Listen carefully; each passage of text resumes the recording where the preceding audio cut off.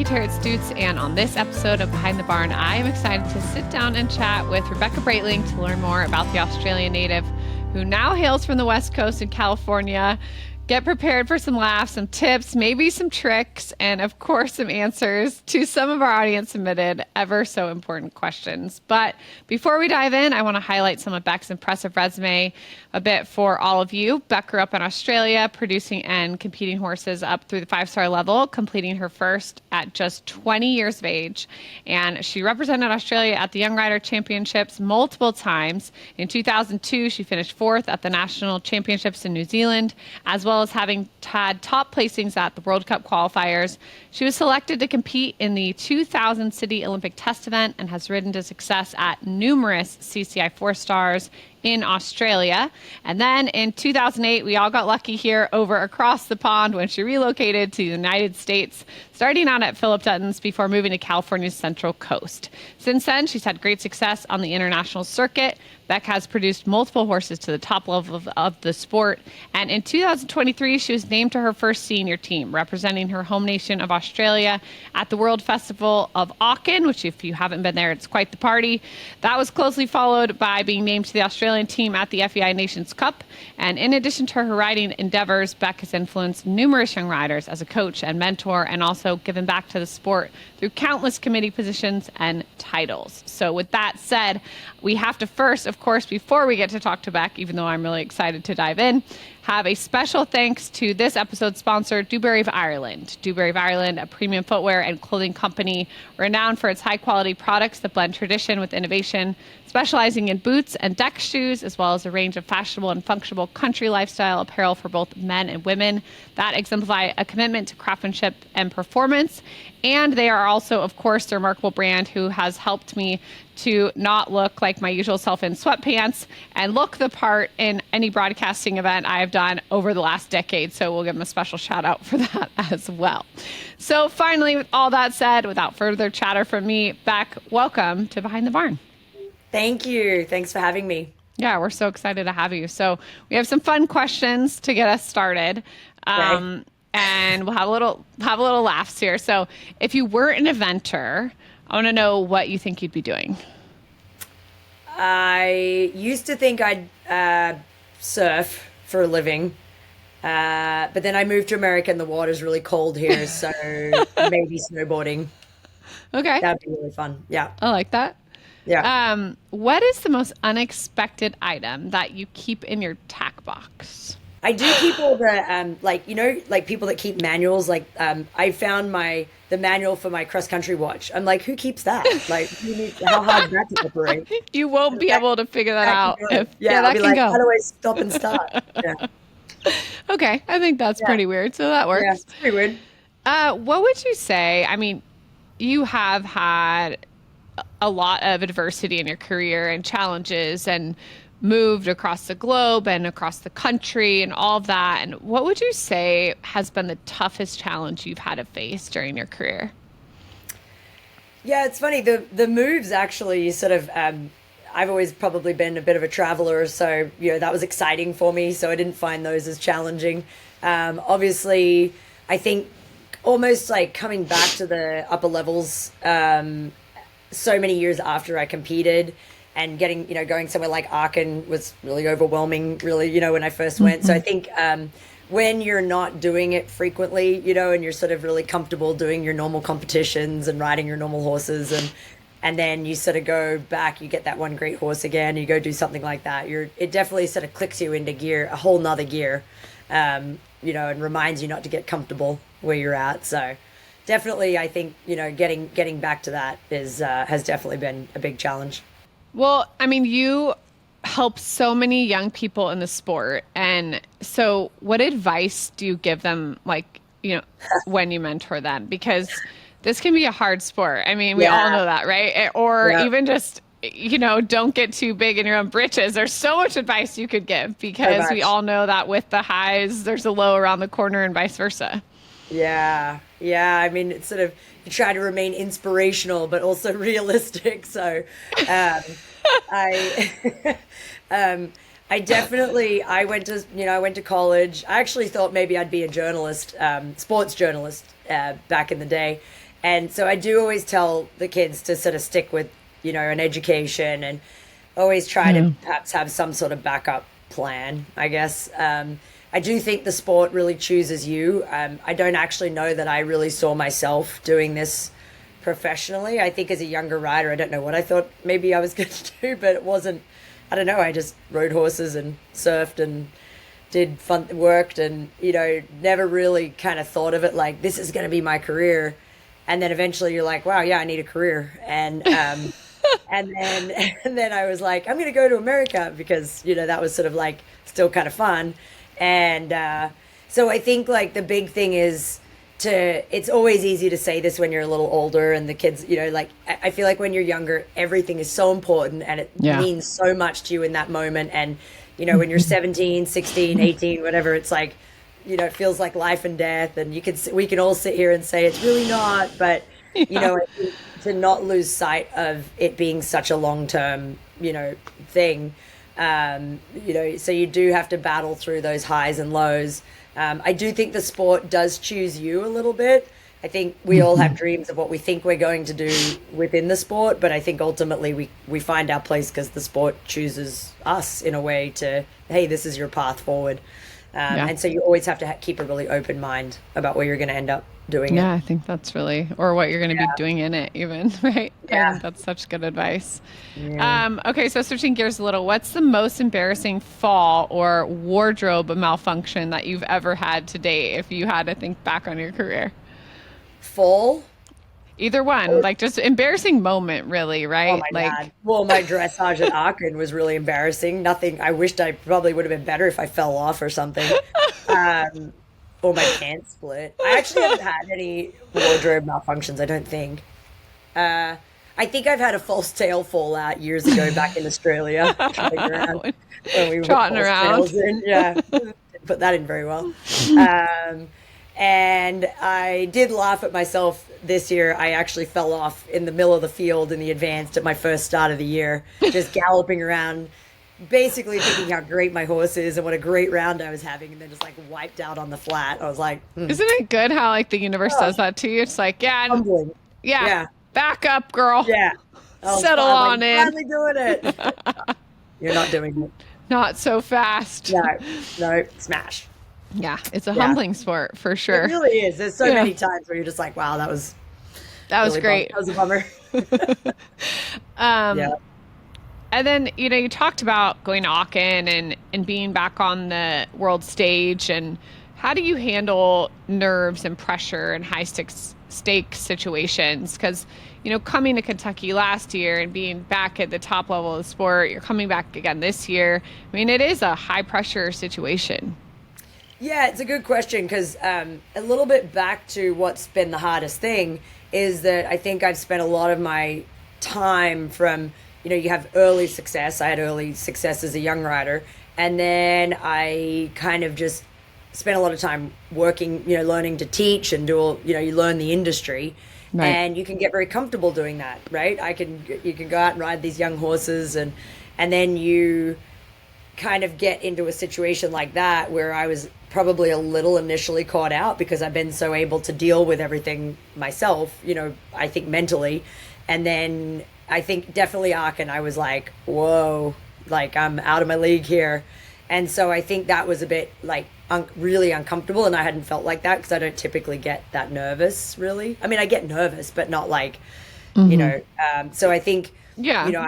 I'd never grown up talking to a sports psychologist or anything. It's very Australian to, you're fine and everything's fine and you're going to handle everything and, you don't need help doing it. And so I definitely have always been of that mindset.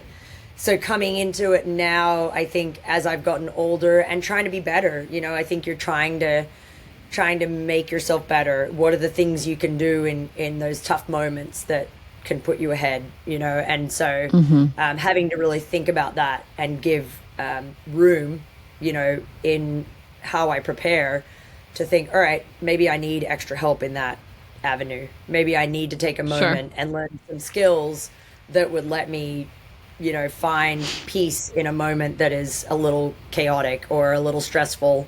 Yeah. So that's been something I'm working on. Really, even currently. Yeah, that's a new thing Yeah. for me. I mean, it's a Yeah. constant lesson, but I think it takes people a while to figure out they need that. Like you just said, actually, Yeah, I like didn't I've think I watched needed several top professionals have no idea. it. And then you get Yeah. to the top and like you are at the top and you're winning and things are going so well so often. And then this like moment kind of comes for you where you're like, wow, like I actually need a plan to like stay in my zone when Yeah. I'm in these bigger situations and things are Yeah. out of my control. I know I went through that too. And you're like, huh, like what does that look like for me? And it's different for everybody.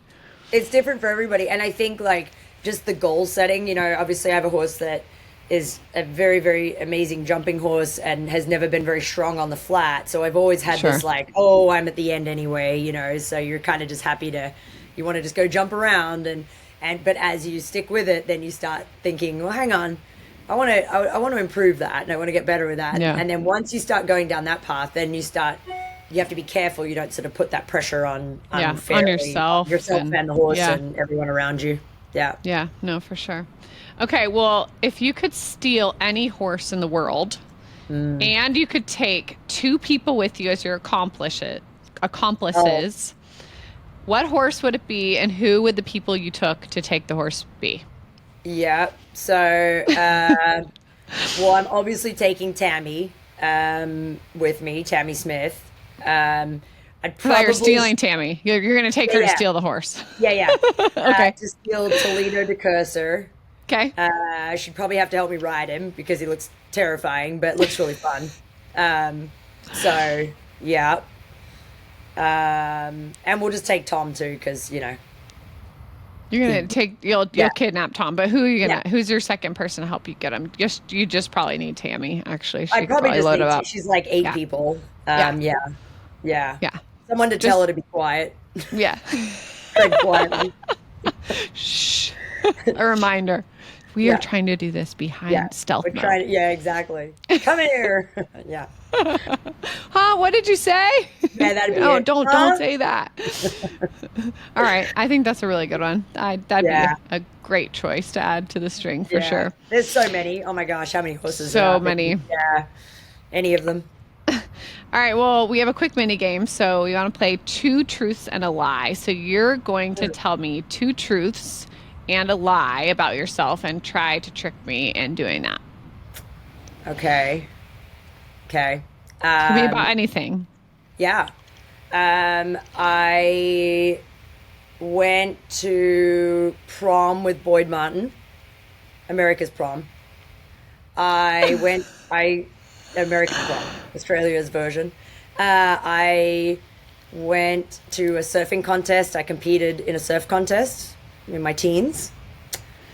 And I also was a professional seamstress as a young person as well. Quite good with the thread, let me tell Okay. you. I think you can't sew. I Damn think it. it's three. What about going to prom? That's pretty unbelievable. I mean, I don't know. I could see. Yeah. Is there photos of that? Does Yeah, anyone have an there was. image? Yeah, There there was. was. There is. See, We folks, burned them now we all. know what to ask for. Yeah, We burned them all. They're yeah, we somewhere. burned I them bet all. you that your mom has some somewhere hanging around Australia. You No, could dig. no. They gone. The Yeah, seamstress. Don't ask we her were to sew. wild young riders, those Australian young riders back in the day. Good thing it was Yeah. before social media. You're trending up for that. Yep, yep, All right, yeah. fair enough. Well, we know the fans have the best questions, so we have a few for you Ooh, that have been submitted by the audience. So Alex from Seattle wrote in and he had and wanted to know if you had to give a TED talk on mm, something completely unrelated to horses, what would mhm. it be on? Uh, what would it be on? A TED talk. Driving, how to drive not too slowly in the fast lane. That driving driving in America. How about that? Let's see Okay. my TED talk. A TED Yeah, Talk on driving in America coming yeah, soon to you yeah, from Bec Braitling. yeah. Folks, that Up is definitely doing going to be one 60. I'm ready for. Yeah. And use your Don't go indicator. 60 and a 65. Yeah. Yep. Yes. Mm-hmm. Use your indicator. Okay, Use your so indicator. Sally from New England wrote us to ask, as a person who is non-horsey, what is the best advice you have for a parent trying to support their child's dream to be a top rider, but not be one of those crazy horse moms who knows Yeah. nothing? That's hard to Yeah. do. That's really hard to do. You need to get 3 more jobs for sure. Um, and I think it's really important. It's hard. You want to be involved and become knowledgeable, but somehow figure out how to not want to ever impart that knowledge on anybody under the age of 20 that you're related to.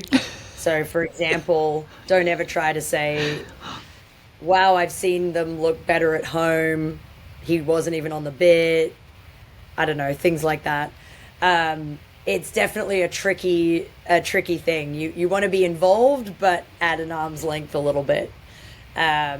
My mum was completely non-horsey, and she cottoned on real quickly that this was going to be a rough road, and then tried to put me into tennis camp and ice skating lessons and all kinds of other things. Was like, oh my gosh, divert. But I always came back to it. But here you are. Yeah, here I am. So I do feel kind of bad for her because, yeah, she never saw herself having to get a heavy vehicle license or anything. And there she was driving a big lorry around Australia. So I think it's definitely being a part of it, being involved, and then not too much, helping. I really relied on my mum a lot to, help me with little things. She cleaned my boots for me, which was actually really helpful. But being non-horsey, I did all the horse stuff. So being a big supporter of all the other things around that was huge for a non-horsey parent. I love that. Well, okay, Stan from Michigan asked, how do you handle nerves at a big event, or what tactics have you learned? So we already talked about this, but he also asked, do you have any superstitions? So we'll go that route. Oh, I'm really bad about I do have things like if I wore a pair of socks or a certain pair of breeches or a certain top around like a cross country, I'll be like, oh, I like that one. And so I don't know if they're superstitions, but I do repeat patterns. Yes. How about that? Yes, that's fair. I like that. Yeah. Pattern repetition. Pattern repetition. Similar. Which Which superstition. sort of goes a little bit, plays into who we are, I think, anyway, as competitors, because we there's that sort of repeat. So yeah, I do and repeat think what works. what works. Yeah. Okay. So yeah. Right. Okay, well, before we send you off and back to the barn to continue your final prep for the Defender Kentucky 3-day event 2025, which is just right around the corner, talk strategy and thoughts down the ramp. You've gotten to come into that big Rolex arena now. And on competition day, for people who are listening that are never going to get to do that or have aspirations to do that, what emotions and what's that moment like for you? Yeah, that's it's kind of cool actually, because I'd gone to Kentucky the first time as a spectator in 2009, and went a number of years supporting my friends Tammy, Andrea Baxter, and lots of the West Coast, Jimmy Alliston, and actually went many times to watch. And so it was really kind of emotional for me actually the first year I got to ride there. I remember getting on, and for me it was walking up on the grass there, up next to the cross country, and actually being on my horse doing it. Usually I'm carrying a cocktail and some shop bags. So I was like, this is kind of cool. And honestly, the best part for me is that my horse warms up not that great there in the dressage. And I remember the first year I was just like, oh my gosh, this is going to be a really bad test. And he went down the ramp and he just was like, oh, thank God I'm in this big space. And I was like, wow, this is great. He actually likes it in here. So for me, it's like a moment where you can get away from everyone and you're just in there by yourself with your horse. So it's kind of cool. I think that's like everything we do, when you're actually just there with your horse, without sort of other people, whether it's officials, or watching, and your coaches and everyone, or your other riders, but it's just you in there with your horse, and it's a really nice feeling. It's kind of just the same as going out hacking, but in a ring. I'm sure just the same, just coming in a Rolex stadium, just the same as going for a hack. Yeah, Everyone but really you just think of it like that. So Sometimes similar. I look down. Yeah, I look down. But I do like that mentality. Yeah, it's just like, Every other day, I'm just out there chilling with him. Yeah. We're Trying on to a think hack, Big Earn. yeah, going on a hack big good into this ring I on the like bed that. with All right, stick changes. with that. Yeah. I'm gonna be Stick thinking with that. of that for you when you go Yeah, in. thanks. Yeah. Yeah. Well, we can't wait to watch you compete this year, Beck. Thanks so much for taking the time. I know you're really Thanks, busy guys. getting ready to head east, and safe travels to the Bluegrass State. For our viewers at home, don't forget to send in your questions for our final few episodes that will be still coming up of Behind the Barn. You can do that via email at info@athletics.com. And don't forget to share this episode with your friends, your family, people across the pond in Australia, and everyone you can think of. A huge thanks to Dubarry of Ireland one more time for sponsoring this episode, and of course to my friend Beck for joining us. And for everyone who will be on site this year in Kentucky, we look forward to cheering you on, and for all of us behind the scenes at the upcoming event. I'm Frankie Terry at Stutes, and we thank you for watching.